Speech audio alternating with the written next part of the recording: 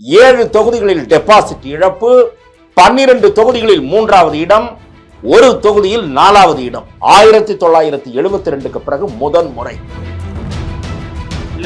எதிர்பார்க்கிற விதமா அவர் பேசணும். அந்த உண்மையை சுட்டிக்காட்ட வேண்டிய கடமை நமக்கு இருக்கிறது. இப்படி நீங்க அதிமுக பற்றி குறிப்பிடுற அதே நேரத்துல பாஜகவும் நம்ம இவ்வளவு சொன்னோம், இவ்வளவு பர்சன்டேஜ் வரும் அப்படின்லாம் எதிர்பார்த்தோம், அந்த அளவுக்கு வரல, இதற்கான காரணம் என்ன, நாங்களும் இன்னும் கொஞ்சம் உழைக்கணும் அப்படி பேசலையே அவங்களும். வளர்ச்சி நிச்சயமாக அண்ணாமலை மன்னிக்க வேண்டும். பலாப்பழத்தை தூக்கிக் கொண்டு நடுரோட்டில் அலைகிறார் ஓபிஎஸ் அதிமுகவில் இருந்து நீக்கப்பட்ட பிறகு. ஆனால் அந்த பலாப்பழத்தை வைத்துக் கொண்டு போராடி அதிமுக என்ற பெரிய கட்சியை பின்னாலே தள்ளினார் ஓபிஎஸ். நீங்கள் டெபாசிட்டை அங்கே பறிகொடுத்தீர்கள். ஓபிஎஸ் எந்த தியாகத்திற்கும் தயாராக இருக்கிறேன் என்று அவர் சொல்லி இருப்பது, he will be ready to be in any position. அவர் எப்பயுமே ரெடியா தானே சார் இருக்காரு, அதானே பிரச்சனை. அவரோட லீடர்ஷிப் குவாலிட்டியை, லீடர்ஷிப் ஸ்கில்ல, இல்ல லீடர்ஷிப்கான அந்த அந்த அந்த அந்த விஷயத்தை காமிச்சிருக்கணும்ல இந்த எலெக்ஷன்ல. எப்படி ஒரு சுயேட்சை சின்னத்துல இருந்து வெற்றி பெற வேண்டும் என்று அதானே சார் லீடர். உங்க கட்சிக்கு இன்னைக்கு இருக்கக்கூடிய ஒரே பலம் அந்த சின்னம். It was not because of you. தாமரை சின்னத்தினாலதான் அண்ணாமலை ஜெயிச்சார்னு சொன்னா சிரிக்க மாட்டாங்க. எடப்பாடி பழனிசாமி என்பவர் ஆளுமை அல்ல. 10 1 11. அண்ணாமலை ஜெயிச்சாரா, டிடிவி தினகரன் ஜெயிக்கல. ஆனால் அன்புமணி ராமதாஸ் இது நீங்கள் திருமதி சசிகலா கை காட்டியதால் இவர் முதலமைச்சரானார். அந்த கை காட்டியதற்கு காரணங்கள் வேறு. அதை நான் பொதுவெளியில் பேச தயாராக இருக்கிறேன். எல்லாத்தையும் பேசணும்ல சார். இல்ல நான் பேச முடியாது. ஆகவே மறைவில் நடந்த பாதி விஷயத்தை இப்ப ஆஃப் ட்ரூத் இல்லையா அது? நீங்கள் ஆளுமையாக இருந்திருந்தால் உங்கள் ஆட்சியை காப்பாற்றிக் கொள்ளுகிற வழிமுறைகளை நீங்களே கண்டறிந்து செய்திருக்க வேண்டும். தர்ம யுத்தம்னு ஒன்று ஓபிஎஸ் அவர்களை நடத்தாம இருந்திருந்து அக்செப்டன்ஸோட போயிருந்தாருனாலும் இவ்வளவு பிரச்சனைகள் வந்திருக்காதுல்ல. இல்ல அதுதான் நீங்க தர்ம யுத்தம் நடத்தணும்னு அவர் யாரை கேட்டு பண்ணாரு, யாருடைய அறிவுரையின் பேர்ல பண்ணாரு அப்படிங்கிற விஷயம் இல்லாம அப்ப சேர்ந்து பேசணும். இன்றைய அரசியல் சூழ்நிலையில் ஆள்பலம், அதிகார பலம், ஜாதி பலம், பணபலம் அத்தனையும் அரசியலை தீர்மானிக்கும் என்கிற ஒரு கட்டமைப்பு சூழ்நிலையில் எவ்வளவு தூரம் தன்னுடைய முயற்சியில் வெற்றி பெற முடியும் என்பது குறித்த சந்தேகம் எனக்கு இருக்கிறது.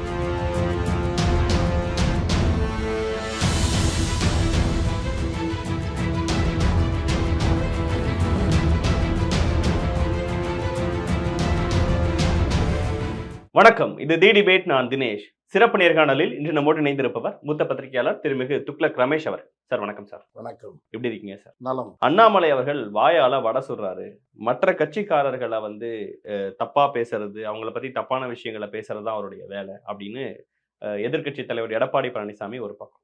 இன்னொரு பக்கம் அண்ணாமலை அவர்கள் நம்பிக்கை துரோகி எடப்பாடி பழனிசாமி மோடி அவர்களின் முதுகுல குத்தி இருக்காரு அப்படிங்கிற விஷயம்.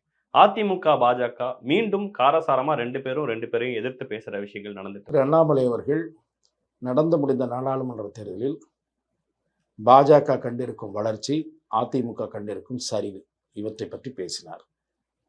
விக்கிரவாண்டி இடைத்தேர்தலில் ஒரு பிரதான எதிர்க்கட்சி போட்டியிடவில்லை என்பதை அவர் சுட்டிக்காட்டியிருக்கிறார். அவர் ஒருவேளை போட்டியிட்டு இருந்தால் 3வது இடத்திற்கு போயிருப்பார்களா, 4வது இடத்திற்கு போயிருப்பார்களா, அந்த அச்சமா என்று தெரியல. இது ஒரு அரசியல் ரீதியான விமர்சனம். இதற்கு திரு எடப்பாடி பழனிசாமி பதிலளிப்பது தவிர்க்க முடியாதுதான். அவர் அந்த அதிமுக கட்சியினுடைய பொதுச் செயலாளராக இருப்பவர். ஆகவே தன்னுடைய கட்சியை குறித்து வைத்திருக்கக்கூடிய விமர்சனத்திற்கு அவர் பதிலளிக்கிறார். ஆனால் அந்த பதில் உண்மையை தாங்கியதாக இல்லை. எந்த பொய் சார்? பொய் அல்ல, அதாவது முழு உண்மை இருக்கிறோம். ஃபுல் ட்ரூத் என்ன, அதை தான் நீங்கள் பேசணும். இதுவரை நாடாளுமன்ற தேர்தல் முடிவுக்கு பிறகு திரு எடப்பாடி பழனிசாமி சில முறை செய்தியாளர்களை சந்தித்திருக்கிறார். குறிப்பாக சேலத்திலேயே சந்தித்திருக்கிறார் அடிக்கடி. அதற்காக ஒரு கிண்டலுக்கும் ஆளாகி இருக்கிறார் சமூக வலைத்தளத்தில். சேலம் மாவட்ட செயலாளரா, அதிமுக பொதுச் செயலாளரா என்ற கிண்டலையும் அவர் எதிர்கொண்டிருக்கிறார். அது ஒரு பக்கம் இருக்கட்டும். அவர் எந்த நேர்காணலிலாவது அதிமுக இந்த தேர்தலில் சந்தித்திருப்பது பின்னடைவுதான், இதிலிருந்து நாங்கள் மீண்டு வந்து விடுவோம் என்று நேர்மையாக பேசியிருக்கிறாரா என்று ஒரு ஊடகவியலாளராக நீங்கள் சிந்திக்க வேண்டும். எதிர்பார்க்கிற விதமா அவர் எப்படி பேச வேண்டும் என்பதை அவர்தான் முடிவு செய்ய வேண்டும். ஆனால் ஒரு ஊடகவியலாளராக அவர் உண்மை பேசுகிறாரா, முழு உண்மையை வெளிப்படுத்துகிறாரா என்று பார்க்க வேண்டிய பொறுப்பும் கடமையும், அப்படி உண்மையை வெளிப்படுத்தாத போது, அவருடைய கருத்து உண்மையை பிரதிபலிக்காத போது, அந்த உண்மையை சுட்டிக்காட்ட வேண்டிய கடமையும் நமக்கு இருக்கிறது. அந்த வகையில் எல்லாருக்குமே பொருந்தும். அந்த எடப்பாடி பழனிசாமி பேசுற விஷயங்கள், அண்ணாமலை பேசுற, திரு மு.க. ஸ்டாலின் பேசுவது எல்லோருக்கும் பொருந்தும். திரு எடப்பாடி பழனிசாமி என்ன சொன்னார் வேண்டுமானால் நான் உங்களுக்கு அந்த ஒளிபரப்பையே தர தயாராக இருக்கிறேன். பேட்டி, தேர்தல் முடிந்து முடிவுகள் பிறகு முதல் பேட்டி. இந்த தேர்தலில் அதிமுக பின்னடைவு எதையும் சந்திக்கவில்லை. சொன்னாரா இல்லையா? சொன்னார். ஏற்பட்டது பின்னடைவா இல்லையா? சதவீத கணக்கை எந்த தேர்தலோடு? 2019 தேர்தலோடு. அப்போது எத்தனை தொகுதிகளில் போட்டியிட்டார், இப்போது எத்தனை தொகுதிகளில் போட்டியிட்டு இருக்கிறார் என்ற உண்மையை மறைத்துவிட்டு, இது முதல் பாதி உண்மை. இரண்டாவது பாதி பூசணிக்காயை மறைப்பது, இலைச்சோற்றில் பூசணிக்காயை மறைக்கும் செயல் அவர் செய்தது என்னவென்றால், 7 தொகுதிகளில் அதிமுக டெபாசிட்டை பறிகொடுத்தது என்பது 1972க்கு பிறகு முதன் முறை. இது எவ்வளவு பெரிய கட்சி சந்தித்திருக்கிற அவமானம். தமிழ்நாட்டினுடைய பிரதான எதிர்கட்சி 35% மேல் வாக்குகளை வாங்கிய கட்சி 1972 புரட்சித் தலைவர் எம்ஜிஆர் அவர்களால் ஆரம்பிக்கப்பட்டு, அவர் காலத்தை விட மிக வலிமையான இயக்கமாக அந்த இயக்கத்தை செல்வி ஜெயலலிதா மாற்றிய பிறகு, அவரது மறைவுக்கு பிறகு அடுத்தடுத்து தோல்விகளை சந்திக்கிறது. உச்சபட்சமாக 2024 நாடாளுமன்ற தேர்தலில் 7 தொகுதிகளில் டெபாசிட் இழப்பு, 12 தொகுதிகளில் 3வது இடம், 1 தொகுதியில் 4வது இடம். இது இந்த கட்சிக்கு பின்னடைவு இல்லை என்று ஒரு தலைவர் கூறுவாரானால் அது முழு பொய் என்று சொல்லுவதிலே என்ன தவறு இருக்க முடியும்? இல்ல, அவருடைய பார்வையில நாடாளுமன்ற தேர்தலுக்கு மக்கள் ஒரு மாதிரி வாக்களிப்பாங்க, சட்டமன்ற தேர்தலுக்கு ஒரு மாதிரி வாக்களிப்பாங்க. அப்படி ஒரு நிமிஷம் முடிச்சிடறேன் சார். இதே கோயம்புத்தூர்ல நாடாளுமன்ற தேர்தலில் கம்யூனிஸ்ட் கட்சிக்கு வெற்றி பெற வச்சாங்க. ஆனா அங்க நடைபெற்ற இடைத்தேர்தலில் பக்கத்துல இருக்க எம்எல்ஏ தான் ஜெயிச்சாரு அப்படின்னு எம்எல்ஏ பக்கத்துல வச்சுட்டு பேசுறாரு. ஒரு விஷயம். இப்படி நீங்க அதிமுக பற்றி குறிப்பிடுற அதே நேரத்துல பாஜகவும் நம்ம இவ்வளவு சொன்னோம், இவ்வளவு பர்சன்டேஜ் வரும் அப்படின்லாம் எதிர்பார்த்தோம், அந்த அளவுக்கு வரல, இதற்கான காரணம் என்ன, நாங்களும் இன்னும் கொஞ்சம் உழைக்கணும் அப்படி பேசலையே அவங்களும். நம்ம வந்ததே வளர்ச்சி. நரேந்திர மோடி அவர்கள் பார்லிமெண்ட்ல பேசி வேண்டும். நிச்சயமாக மன்னிக்க வேண்டும். தேர்தல் முடிந்த பிறகு திரு அண்ணாமலை கமலாலயத்தில் நடத்திய முதல் பத்திரிகையாளர் சந்திப்பில் நாங்கள் எதிர்பார்த்த வாக்குகளை நாங்கள் பெறவில்லை என்று ஒப்புக்கொண்டிருக்கிறார். நீங்கள் அதை மறைக்காதீர்கள். அந்த செய்தியாளர் சந்திப்பில் நான் இருந்தேன்.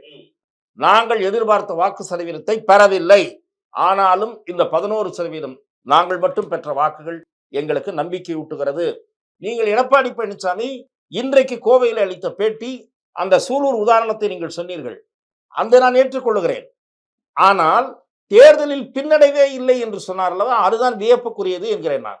வியப்புக்கல்ல, இப்படியும் பேச முடியுமா என்கிற அளவுக்கு ஸ்டைல் சார். ஒவ்வொருத்தங்களுக்கும் ஒரு ஸ்டைல். அண்ணாமலை நீங்க சொன்ன மாதிரி இப்படி பேசிக்கலாம். ஓகே, இவரு தொண்டர்களை உற்சாகப்படுத்தணும். நான் ஒரு ஊடகவியலாளராக நான் உங்களை மதிக்கிறேன். ஆனால் அது ஸ்டைல் என்று நீங்கள் கூறக்கூடாது. துணிந்து பொய் சொல்வது என்று சொல்ல வேண்டும். சார், இப்படி நீங்கள் கட்சிக்காரர்களுக்கு நம்பிக்கை விட்டது எப்படி தெரியுமா? நீங்கள் இன்னைக்கு சொன்னீங்களா ஒரு பாயிண்ட், அந்த பாயிண்ட் நான் I feel it is a good point. என்ன எடப்பாடி சொன்னாரு? நாடாளுமன்ற தேர்தலுக்கு ஒரு பேட்டர்ன் ஆஃப் voting இருக்கு, சட்டமன்ற தேர்தலுக்கு ஒரு பேட்டர்ன் ஆஃப் voting இருக்கு.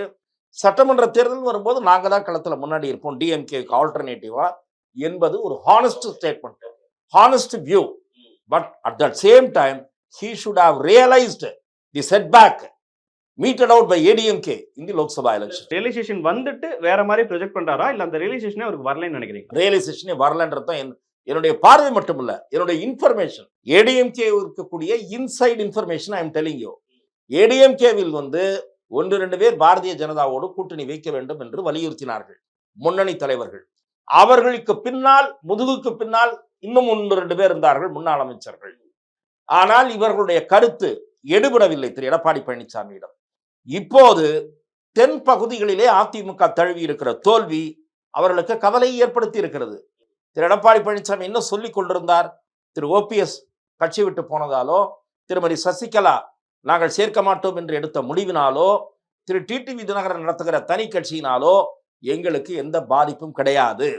இவர்களெல்லாம் சர்டன் இண்டிவிஜுவல்ஸ், இவர்கள் பின்னால் யாரும் கிடையாது, இவர்களுக்கு ஓட்டும் கிடையாது.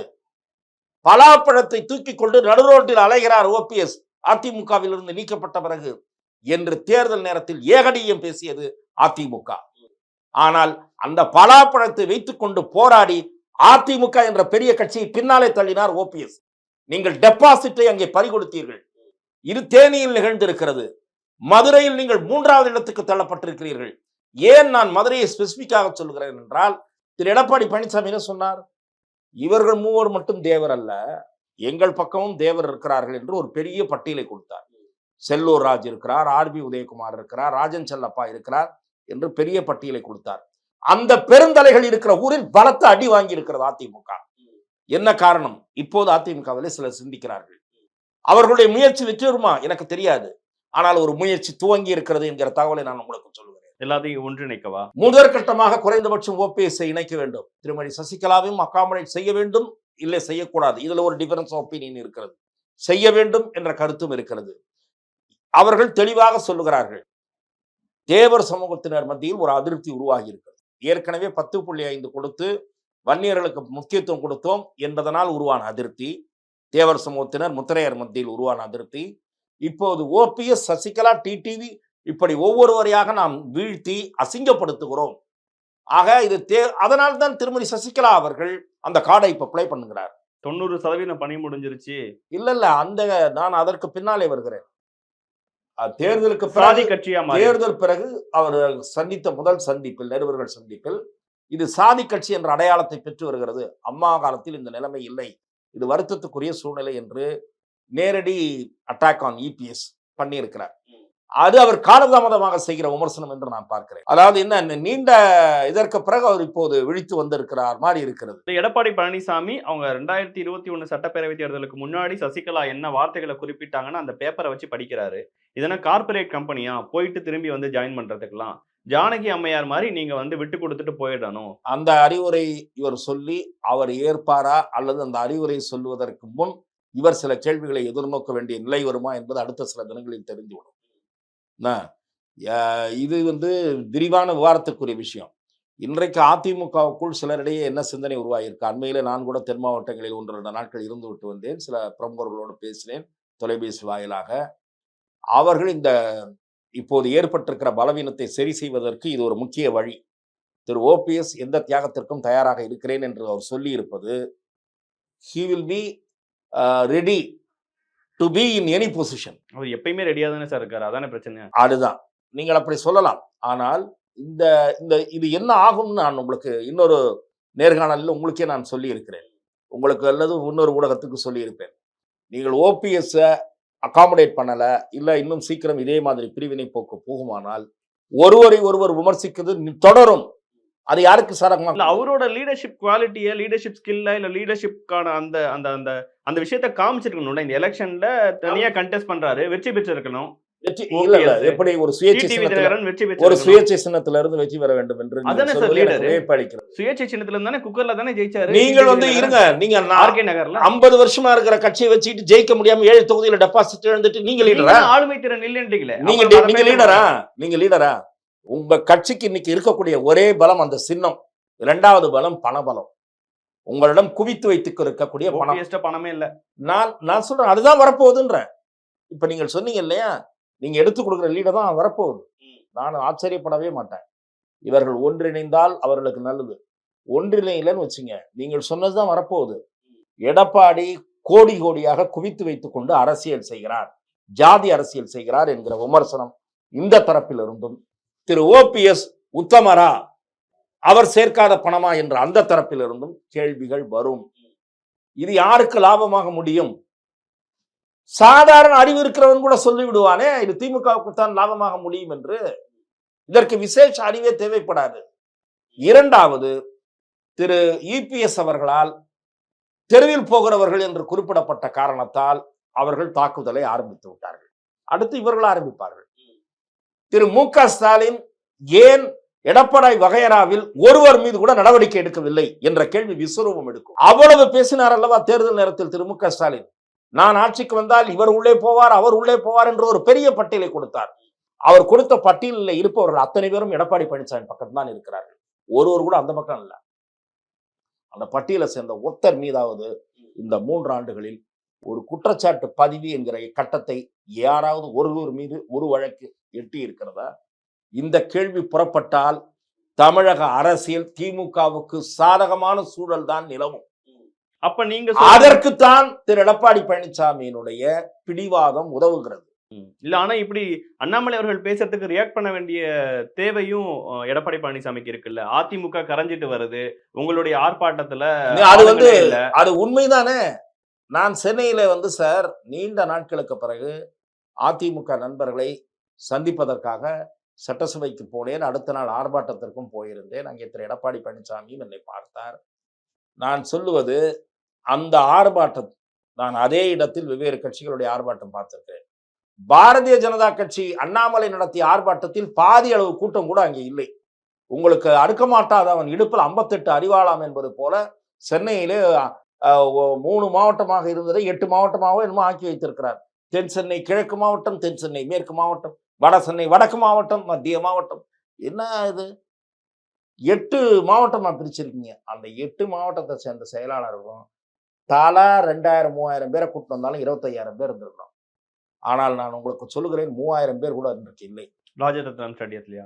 ஆமா, அந்த வெளியில சாலையில் நடந்த மேடை இல்ல. முதல் நாள் அனுமதி எடுத்ததுனால் மேடை போடவில்லை. ரைட், ஒரு ஷேமியானா போட்டு இவங்க எல்லாம் உள்ள உட்காந்துருக்காங்க. ஒரு கார்பெட்டை விரிச்சு எதிர சேரை போட்டு உட்காந்துருக்காங்க. நான் 3000 என்று சொல்லுவது நான் மதியம் நேரத்தில் பார்த்த எண்ணிக்கை என்பது அதிகம் என்று நான் கருதுகிறேன். 2000 பேருக்குள்ளதான் இருக்கும்.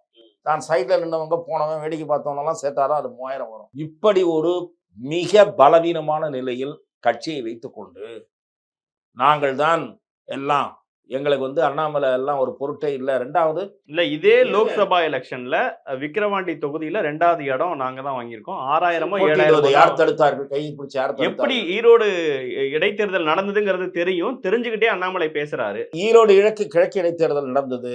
அப்போ உங்களுக்கு சின்னம் வாங்கி கொடுத்தாங்க. அந்த சின்னம் இல்லைன்னா நீங்க உங்களுக்கு தைரியமே வந்திருக்காது. அது வேற கதை, தனி கதை. சின்னம் வந்த பிறகு சார், அதுதான் நான் சொல்றேன், he is always speaking of truth, he is not speaking full truth. உங்களுக்கு தினேஷுக்கு தெரியுமா தெரியாதான் தெரியாது, எனக்கு தெரியும், தினேஷுக்கும் தெரிந்திருக்கும். திமுக 2000 ரூபாய் வாக்காளர்களுக்கு கொடுத்தது, பரிசு பொருட்களை கொடுத்தது. அதிமுக வாக்காளர்களுக்கு 1000 ரூபாய் கொடுத்தது. கொடுக்காம இல்ல, எதுவுமே 10 பைசா கொடுக்காம கூட்டணியில் இருந்த அதிமுக இருக்கு. ஆமா, 1000 ரூபாய் கொடுத்தாங்க. ஓட்டுக்கு பணம் கொடுக்கிறது தப்புன்னு சொல்ற அண்ணாமலை இருங்க சார். ஆமா ஆமா, அண்ணாமலை நான் கொடுக்கலன்றார் சார், தைரியமா சொல்றாரு. ஆனால் அதிமுக கொடுத்தது. கொடுத்து அதற்கு பிறகு இவங்க அதனால மேனேஜ் பண்ண முடியாம தோத்து போனாங்க. கொடுக்க வேணாம்னு அப்பயும் 2 இடைக்காரங்க சொன்னாங்க. அவங்களோட நம்மளால காம்பீட் பண்ண முடியாது. இப்ப கூட திரு சி வி சண்முகம் போட்டியிட வேண்டும் என்றுதான் சொன்னார். இவர்கள் தான் 2-3 ரீசன்னால வேணான்ட்டாங்க. ஸ்ட்ராட்டஜி தானே சார். இப்ப போட்டியிட்டு தோல்வி பெற்றா நீங்களே சொல்றீங்க அடுத்த ஒரு 8 எலெக்ஷன் அடுக்கிற மாதிரி 9வது எலெக்ஷன் ஒன்று அடுக்குவீங்க. ஆமா, அதுக்கு அந்த விமர்சனம் வேண்டாம், நம்ம பாத்துக்கலாம். அது என்ன சொல்லுகிறது? அந்த ஸ்ட்ராட்டஜி என்று கூறப்படுவது, உங்களால் வர்ணிக்கப்படுவது என்ன உணர்த்துகிறது? எடப்பாடி பழனிசாமி என்பவர் ஆளுமை அல்ல. 10ஓடு 1 11. அதிர்ஷ்டவசமாகவோ துரதிருஷ்டவசமாகவோ அந்த கட்சிக்கு தலைமை பொறுப்புக்கு வந்து விட்டார். அதுதான் உண்மை, பேருண்மை. இன்றைக்கு அந்த கட்சியை உயிர் கொடுத்து கொண்டிருப்பது எம்ஜிஆர் காலத்து உணர்வு மிக்க, அதாவது திமுக எதிர்ப்பு மனநிலை கொண்ட தொண்டர்களும் வாக்காளர்களும். இல்ல, இவர் ஆளுமை இல்லைங்கிறத ஒத்துக்கலாம். இன்னொருத்தங்க யாராவது ஆளுமையா ஜெயிச்சாங்களா ஆப்போசிட்லன்னு கேக்குறேன். அண்ணாமலை ஜெயிச்சாரா? டிடிவி தினகரன் ஜெயிக்கல. ஆனால் அன்புமணி ராமதாஸ் இது நீங்கள் எளிதாக கடந்து போக நினைக்கிற ஒரு முயற்சி. அதிமுகவும் வேண்டாம் திமுகவும் வேண்டாம் என்று கருதுகிற வாக்காளர்கள் இன்றைக்கு தமிழ்நாட்டில் 28% என்பது நாடாளுமன்ற தேர்தல் மூலம் வெளிப்பட்டிருக்கிறது. அதுல 18% பெற்றது பாரதிய ஜனதா கூட்டணி, 10% வாங்கியது திரு சீமான். ஆக இந்த 28 என்பதை நீங்கள் குறைத்து மதிப்பிடுகிறீர்கள்.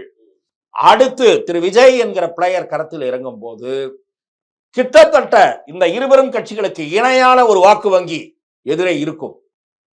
அது தமிழக அரசியலை வேறு திசையில் கொண்டு செல்லும், கூட்டணி திசையில் கொண்டு செல்லும்.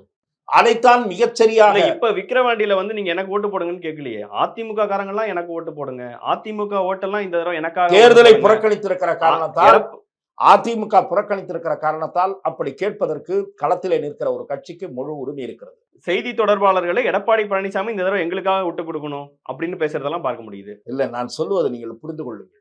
நம்ம வேற சப்ஜெக்ட்டுக்கு அங்கே இல்ல விக்கிரவாண்டியில தான் நான் நிக்கிறேன். இதாடு விக்கிரவாண்டி நான் வேறு அவருக்கு கருத்துக்கு ஆளுமை போய் கொண்டிருந்தேன். இல்லைன்னா, நான் அதிமுக இல்ல, வாக்கு இல்லைன்னா, அதிமுகவுக்கு வாக்கு இல்லை என்பது உண்மைதானே சார். நான் என்ன சொல்றேன், திரும்ப திரும்ப நீங்க அதிமுகவினுடைய வாக்கு சதவிகிதம் சரிந்திருக்கிறதா இல்லையா என்கிற கேள்வியை நான் உங்களிடம் கேட்டேன். தரவுகள் அடிப்படையில் சரிஞ்சிருக்கு. நாடாளுமன்ற சரிந்திருக்கிறது. தேர்தல். ஆமா. சரிந்திருக்கிறது. நாடாளுமன்ற தேர்தலில் சரிந்திருக்கிறது. அது நிமிர்ந்து விடும் என்பதற்கு என்ன நம்பிக்கை இருக்கிறது? போன அசெம்பிளி எலெக்ஷன். இல்ல, நான் அதிலிருந்து மாறுபடுகிறேன். போன எலெக்ஷன்ல என்ன அவங்க ஆட்சி கொண்டாங்களா? போன அசெம்பிளி எலெக்ஷன்ல நம்பர்ஸ் வாங்கினார்ல. இதான் என்ன நான் சார் அங்க சொல்றேன். எப்போ? பர்சன்டேஜ் பேசினா திடீர்னு ஆட்சிக்கு இல்ல வந்தாரு. United 75 seat. It was united ADMK. United ஏடிஎம்னா It was- ஓபிஎஸ் மட்டும் எக்ஸ்ட்ரா இருங்க. இருந்தாரு. டிடிவி தனியா தான் கட்சி இருங்க வச்சிருந்தாரு. இருங்க, அது டிவைடட் ஹவுஸ், அது ப்ரூவ்டு. அதுதான் நான் சொல்ல வந்தேன். கரெக்டான புள்ளிக்கு வரீங்க நீங்க. ஓபிஎஸ் உள்ள இருந்தாரு, டிடி தனியா தான் இருந்தாரு. டிடிவி எத்தனை தொகுதியில உங்க கட்சியை தோக்கடிச்சாரு? ஒரு 17 18 22 தொகுதிகளில் தோற்கடித்தார். அந்த 22 தொகுதிகளின் பெயர் பட்டியலும் என்னிடம் இருக்கு. 22 தொகுதிகளில் அமமுக போட்டியிட்ட காரணத்தால் அதிமுக வெற்றி வாய்ப்பை இழந்தது. அந்த 22 இருந்திருந்தால் ரிசல்ட் குட் பி சேஞ்ச்டு. ஆட்சியே மாறி இருந்திருக்கலாம். எந்த கட்சிக்கும் மெஜாரிட்டி இல்லாத எடப்பாடி சூழ்நிலை ஆளுமை உருவாயிருக்கு. நீங்க ஒத்துந்திருக்கலாம். இல்ல, எடப்பாடி இல்ல, அதிமுக என்பது அதன் வலிமை குன்றாமல் இருக்கிறது என்று உணர்த்தப்பட்டிருக்கும். சார், எடப்பாடி என்ற ஆளுமை நீங்க திரும்ப திரும்ப சொல்வதை நான் ஏற்கல. சார், நீங்க ஆளுமை ப்ரூவ் பண்ணல சார். 75 சீட்டு முதலமைச்சர் வேட்பாளரா அவர்தான் இருங்க நின்னாரு. சார், நீங்க ப்ரூவ் பண்ணலன்ற. It because of the symbol, it because of the help of the BJP. It was not because of you. தாமரை சின்னத்தினாலதான் அண்ணாமலை ஜெயிச்சார்னு சொன்னா சிரிக்க மாட்டாங்களா சார்? அண்ணாமலை அவர்களுடைய சார், நான் சொல்வது நீங்கள் சரியாக உள்வாங்கிக் கொண்டு பேச வேண்டும். திரு எடப்பாடி பழனிசாமியின் ஆட்சி எப்படி காப்பாற்றப்பட்டது? அதுக்கு வாங்க முதல்ல. எப்படி சார் காப்பாற்றப்பட்டது? செல்வி ஜெயலலிதா மறைவுக்கு பிறகு உங்களை சசிகலா அவர்கள் முதலமைச்சர் ஆவதற்கு பேருதவி புரிந்தார். அதுல மாற்று கருத்து இல்லை இல்லையா? திருமதி சசிகலா கை காட்டியதால் இவர் முதலமைச்சரானார். அந்த கை காட்டியதற்கு காரணங்கள் வேறு. அதை நான் பொதுவெளியில் பேச தயாராக இல்லை. பேசணும்னா எல்லாத்தையும் பேசணும்ல சார். இல்ல நான் பேச முடியாது. ஆகவே மறைவில் நடந்த பாதி விஷயத்தை இப்ப ஆஃப் ட்ரூத் இல்லையா அது? இல்ல இது ஆஃப் ட்ரூத் ஆகாது. சில விஷயங்களை தனிப்பட்ட முறையில் பகிர்ந்து கொண்டதை பொதுவெளியில் பகிர்வது நல்லதல்லன்றது நான் கற்றுக்கொண்ட எத்திக்ஸ். அதனால் நான் சொல்லுகிறேன். ஆகவே நீங்க உங்களை முதலமைச்சர் ஆகிட்டு போனாங்க. உங்களுக்கும் திரு எடப்பாடி பழனிசாமி அவர்களுக்கும் திரு ஓபிஎஸ்க்கும் கருத்து வேறுபாடு. அவர் அதுக்கு முன்னாடியே வந்துடுறாரு. திருமதி சசிகலாவை எதிர்த்து வெளியே வந்துடுறாரு. நீங்க அவர் இருக்கணும்னு போராடல. நீங்களோ உங்க சேர்ந்தவங்களோ அவரை ஏன் மாத்துறீங்கன்ற அந்த கேள்வியை கேட்கல. உங்களை தேர்ந்தெடுப்பதற்கு முன்னாடி இந்த சம்பவம் நடக்குது. அப்ப அந்த அநீதியை உங்களில் எவரும் கண்டிக்கவில்லை. ஏனென்றால் சின்ன இருங்க, அப்போது சந்தேகம் மட்டும் சார். சசிகலா அவர்கள் அந்த தலைமை பொறுப்புக்கு வரும்போது தர்மயுத்தம்னு ஒண்ணு ஓபிஎஸ் அவர்களை நடத்தாம இருந்திருந்து அக்செப்டன்ஸோட போயிருந்தாருனாவும் இவ்வளவு பிரச்சனைகள் வந்திருக்காதுல்ல? இல்ல, அதுதான் நீங்க தர்மயுத்தம் நடத்தணும்னு அவர் யாரை கேட்டு பண்ணாரு, யாருடைய அறிவுரையின் பேர்ல பண்ணாரு அப்படிங்கிற விஷயங்கள் எல்லாமும் அப்ப சேர்ந்து பேசணும்ல? சேர்ந்து பேசலாம், தாராளமாக பேசலாம். நான் அது எவ்வளவு ஏற்கனவே விவாதிக்கப்பட்ட விஷயம் தான். அதுல ஒன்றும் பிரச்சனை இல்லை. நான் தொடங்கிய புள்ளியிலிருந்து நான் கோர்வையாக போகணும்னு நினைக்கிறேன். நீங்கள் ஆளுமையாக இருந்திருந்தால் உங்கள் ஆட்சியை காப்பாற்றிக் கொள்ளுகிற வழிமுறைகளை நீங்களே கண்டறிந்து செய்திருக்க வேண்டும். உங்கள் ஆட்சியை காப்பாற்றுகிற சில வழிமுறைகளை நீங்கள் கடைபிடித்தீர்கள். எம்எல்ஏக்களை மகிழ்ச்சியோடு வைத்திருக்கக்கூடிய வழிமுறைகளை. அதெல்லாம் போதவில்லை ஒரு கட்டத்துல. அப்போது திரு ஓபிஎஸ் வெளியில் இருந்த ஓபிஎஸ் 11 எம்எல்ஏக்களை உங்களை ஆதரித்து ஓட்டு போட வைத்தது பாரதிய ஜனதா கட்சி. அதை அண்ணாமலை சுட்டிக்காட்டுகிறார் இன்றைக்கு. அதுல என்ன தவறு? பிஜேபி ஆட்சியை காப்பாற்றி கொடுத்தது. சார், அதன் காரணமாக பிஜேபி இங்கே விமர்சனத்துக்கு ஆளாகலையா திராவிட முன்னேற்ற கழகத்தால? வெங்கையா நாயுடு உட்கார்ந்து இந்த பஞ்சாயத்தை தான் பண்ணுவாரான்னு கேட்கலையா? அந்த இவர் கவர்னராக வித்யாசாகர் ராவ் 2 பேர் கையை சேர்த்து அந்த விமர்சனத்துக்கு ஆளாகவில்லையா? ஆகவே நன்றி மறந்த செயல் என்று விமர்சிக்கிறார்கள். அந்த விமர்சனத்தில் குறை இருப்பதாக நான் கருதவில்லை. இல்ல, இந்த விக்கிரவாண்டியில அதிமுக வாக்காளர்களை குறி வச்சு பேசுறது என்ன சார் நடக்கும்? அதிமுக இந்த தேர்தலை புறக்கணித்திருக்கிற காரணத்தால் திராவிட முன்னேற்ற கழக எதிர்ப்பு என்பதுதானே உங்கள் அரசியலின் மையப்புள்ளி. அதிமுகவுக்கு திமுக ஆட்சி போக வேண்டும் என்பதுதானே கருத்து. அப்படி கருத்துடையவர்கள் எங்களுக்கு வாக்களியுங்கள், நாங்களும் அதையே தான் பேசுகிறோம் என்று ஒரு அணி, களத்தில் இருக்கிற ஒரு அணி கேட்கிறது. அதில் எந்த தவறும் இல்லை. இன்னும் சொல்ல போனால் சீமான் கேட்டால் அதுவும் தவறில்லை, கேட்டால் அதுவும் தவறு. சசிகலா திடீர்னு கொஞ்சம் ரொம்ப ஆக்டிவா வர மாதிரி இருக்கு. இதுதான் என்னுடைய சரியான டைம்னு சொல்றதா இருக்கட்டும், 90% பணிகள் முடிஞ்சிச்சு, இன்னும் 10 நாள்ல தமிழ்நாடு முழுக்க சுற்றுப்பயணம் போறேன்னு சொல்றதா இருக்கட்டும், ஏதாவது அடுத்தடுத்த விஷயங்கள் நடக்க போறதோட அறிகுறியா, இல்ல இதெல்லாம் வழக்கமா அவங்க கொஞ்ச நாளா செஞ்சுட்டு இருந்த விஷயத்தோட தொடர்ச்சியா? அப்படித்தான் நான் பார்க்கிறேன். செய்து கொண்டிருந்த தொடர்ச்சி என்று தான் பார்க்கிறேன். அதுல புதுசா ஏதாவது ஒரு டெவலப்மெண்ட் இருக்கும் என்று எனக்கு தோன்றவில்லை.